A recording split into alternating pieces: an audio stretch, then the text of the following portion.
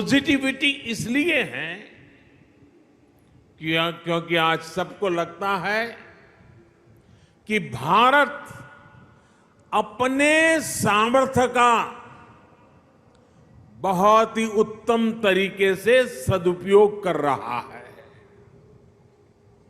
आज हर किसी को लग रहा है कि भारत वो कर रहा है जो तेज विकास के लिए, समृद्धि के लिए बहुत आवश्यक है। आज भारत अभूतपूर्व आत्मविश्वास से भरा हुआ है। छत्रपति शिवाजी महाराज की प्रेरणा से स्वराज और सुराज की भावना आज के हिंदुस्तान में डबल इंजन सरकार में प्रबल रूप से प्रकट होती है। भाई और बहनों, हमने वो समय देखा है जब गरीब के कल्याण के पैसे घोटालों की भेंट चढ़ जाते थे। टैक्स पेयर से मिले टैक्स को लेकर संवेदनशीलता का नामो निशान नहीं था। इसका नुकसान करोड़ों करोड़ों देशवासियों को उठाना पड़ा। बीते 8 वर्षों में हमने इस अप्रोच को बदला है। आज भारत फ्यूचरिस्टिक सोच और मॉडर्न अप्रोच के साथ अपने फिजिकल और सोशल इंफ्रास्ट्रक्चर पर खर्च कर रहा है। आज देश में एक तरफ घर, टॉयलेट, बिजली, पानी, कुकिंग गैस, मुफ्त इलाज, medical college, AIIMS, IIT, IIM जैसी सुविधाओं का तेज गति से निर्माण हो रहा है। वहीं दूसरी तरफ आधुनिक कनेक्टिविटी पर भी उतना ही जोर है।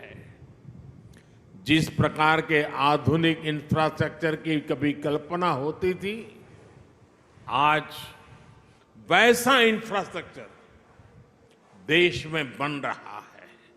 यानी देश में आज की जरूरत और भविष्य में समृद्धि की संभावनाओं दोनों पर एक साथ काम चल रहा है।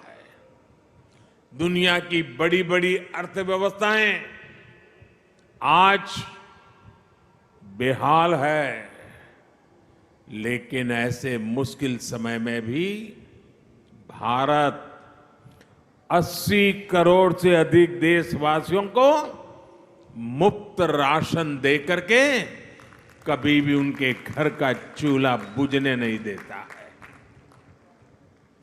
ऐसे माहौल में भी भारत इंफ्रास्ट्रक्चर के निर्माण पर अभूतपूर्व निवेश कर रहा है।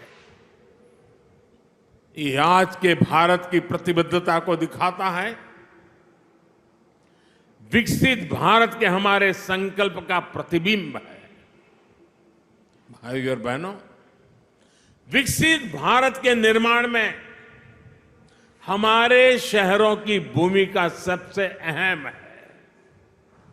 इसमें भी अगर हम महाराष्ट्र की बात करें तो आने वाले 25 वर्षों में राज्य के अनेक शहर भारत की ग्रोथ को गति देने वाले हैं।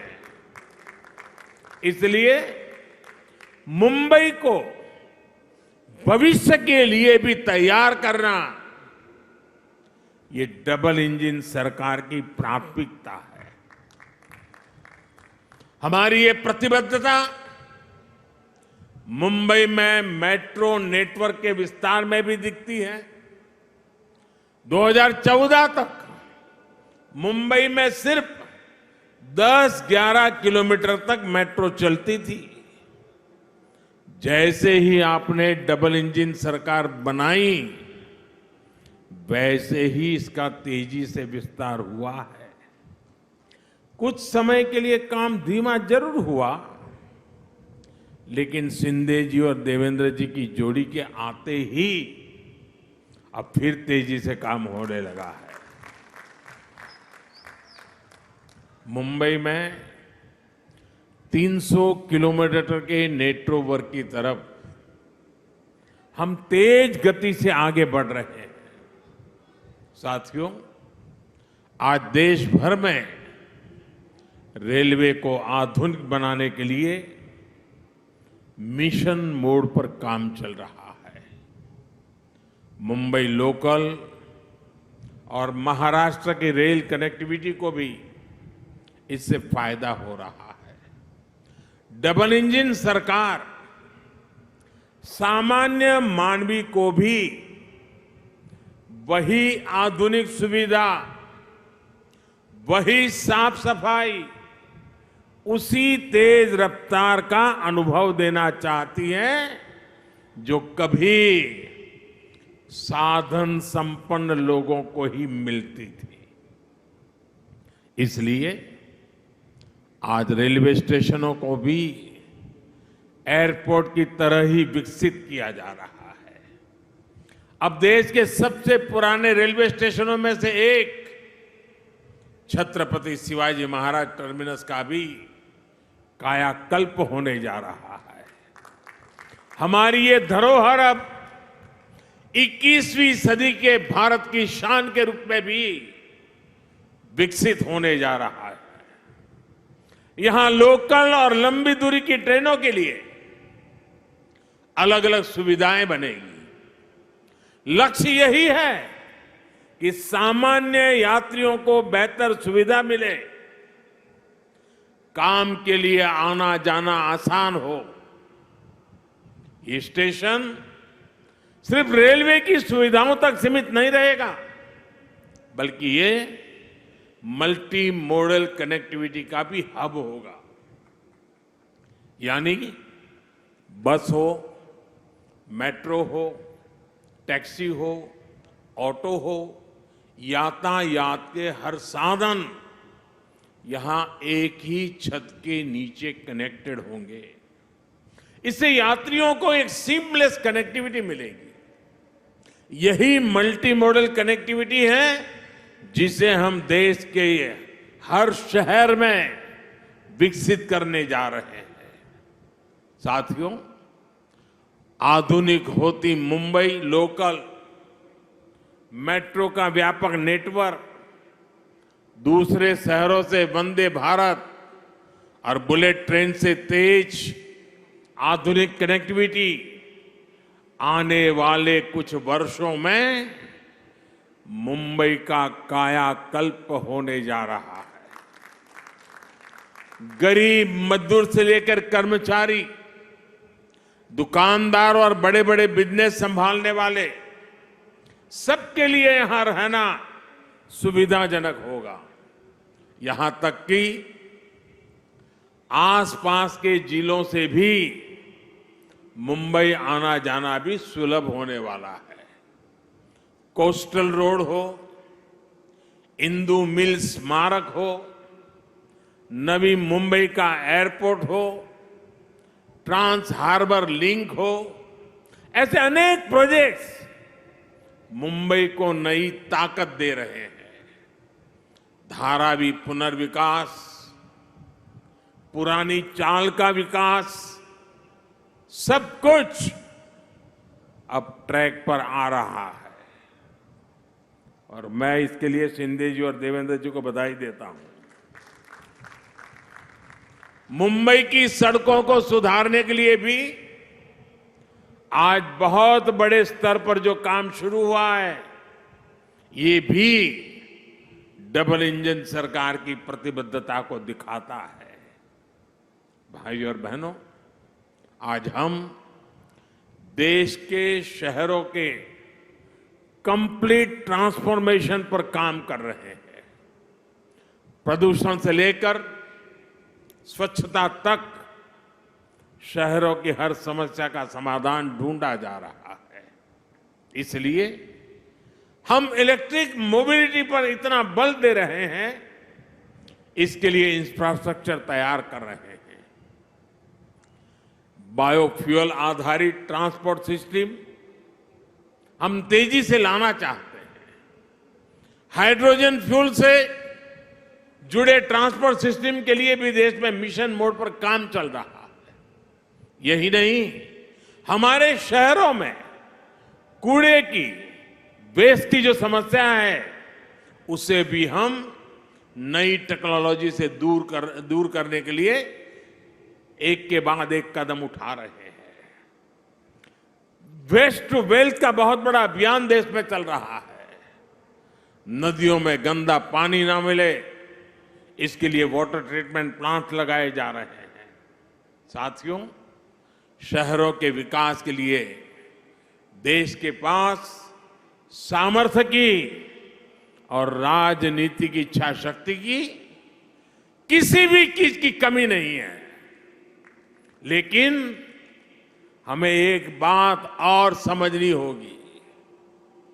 मुंबई जैसे शहर में प्रोजेक्ट को तब तक तेजी से नहीं उतारा जा सकता जब तक स्थानीय निकाय की प्राथमिकता भी तेज विकास की ना हो।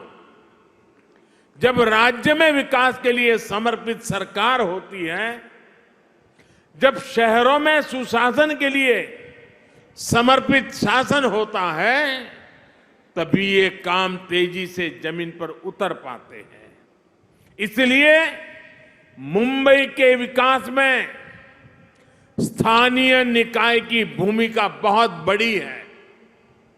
मुंबई के विकास के लिए बजट की कोई कमी नहीं है। बस मुंबई के हक का पैसा सही जगह पे लगना चाहिए। अगर वो भ्रष्टाचार में लगेगा, पैसा बैंकों की तिजोरी में बंद पड़ा रहेगा, विकास के काम को रोकने की प्रवृत्ति होगी, तो फिर मुंबई का भविष्य उज्जवल कैसे होगा? मुंबई के लोग, यहां के सामान्य जन परेशानियां झेलते रहे, ये शहर विकास के लिए तरसता रहे।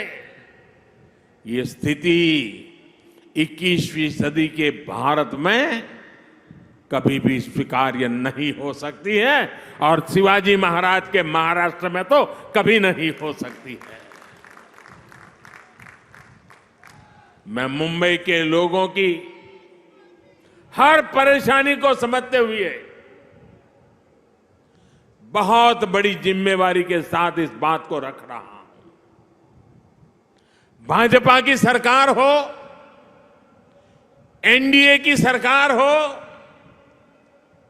कभी विकास के आगे राजनीति को नहीं आने देती।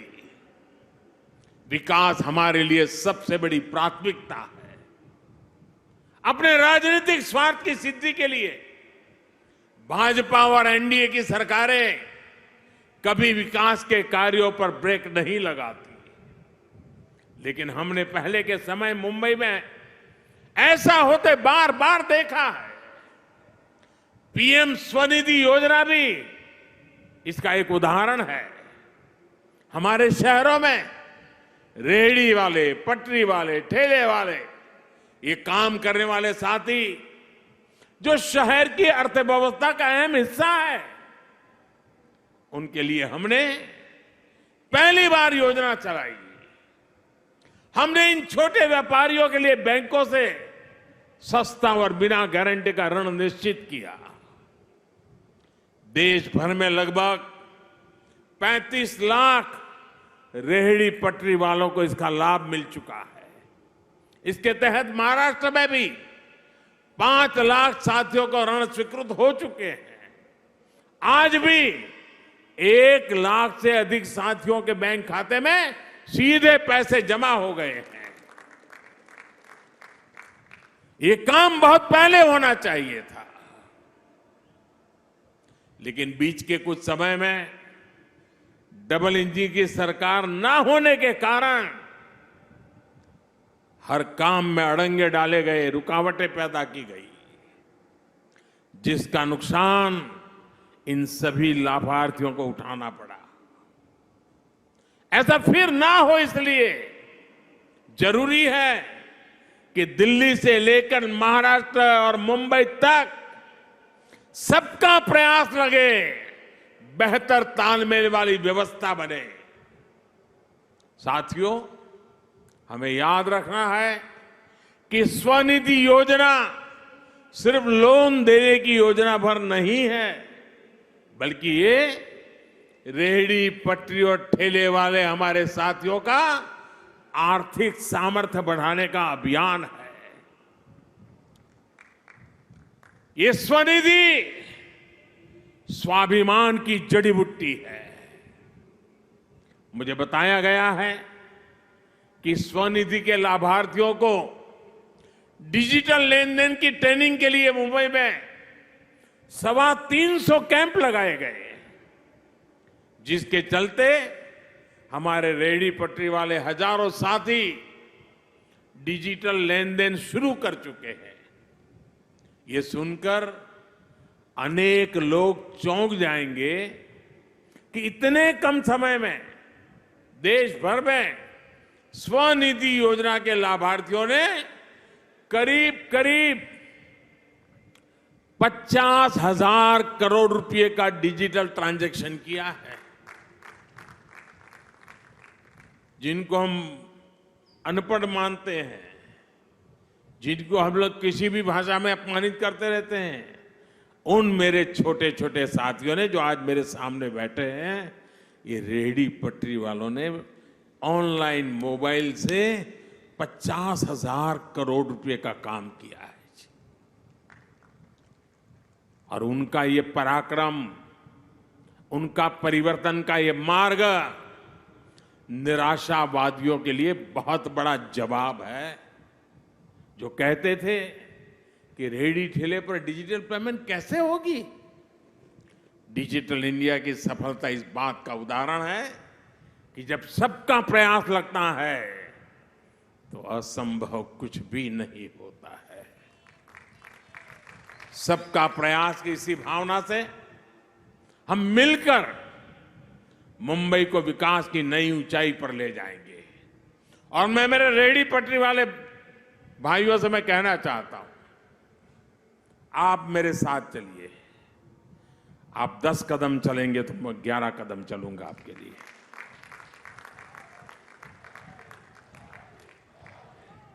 मैं ये इसलिए कह रहा हूं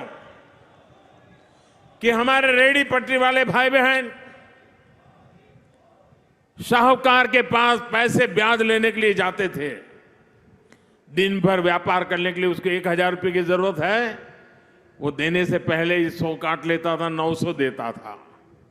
और शाम को जाकर के अगर 1,000 वापिस नहीं लौटाए तो उसको दूसरे दिन पैसे नहीं मिलते थे। और कभी अगर अपना माल नहीं बिका, 1,000 रुपया नहीं दे पाया तो ब्याज बढ़ जाता था। रात को बच्चे भूखे सोते थे। इन सब मुसीबतों से आपको बचाने के लिए स्वनिधि योजना है। और साथियों, जितना ज्यादा आप डिजिटल उपयोग करोगे, थोक में लेने जाओगे, उसको भी डिजिटल पेमेंट करो। जहां पर बेचते हो वहां भी लोगों को कहो भाई डिजिटल पेमेंट करो, तो स्थिति ये आएगी कि आपको ब्याज का एक नया पैसा नहीं लगेगा। आप कल्पना कर सकते हैं कि आपके कितने पैसे बचेंगे। आपके बच्चों की शिक्षा के लिए, आपके बच्चों के भविष्य के लिए कितना बड़ा काम होने वाला है। इसलिए मैं कहता हूं साथियों, मैं आपके साथ खड़ा हूं। आप 10 कदम चले, मैं 11 चलने के लिए तैयार हूं, वादा करने आया हूं। आपके उज्जवल भविष्य के लिए मैं आज आपसे आंख में आंख मिला करके ये वादा करने मुंबई की धरती पे आया हूं साथियों। और मुझे भरोसा है कि इन छोटे छोटे लोगों के पुरुषार्थ और परिश्रम से देश नई ऊंचाइयों को पार करके रहेगा। इसी विश्वास को लेकर के जब मैं आज फिर एक बार आपके पास आया हूं, मैं सभी लाभार्थियों को, सभी मुंबईकरों को, पूरे महाराष्ट्र को, और मुंबई तो देश के धड़कन है, पूरे देशवासियों को भी मैं इस विकास कार्यों के लिए बधाई देता हूं। शिंदे जी और देवेंद्र जी की जोड़ी आपके सपनों को साकार करेगी, ये मेरा पूरा विश्वास है। बोलो भारत माता की, भारत माता की। बहुत बहुत धन्यवाद।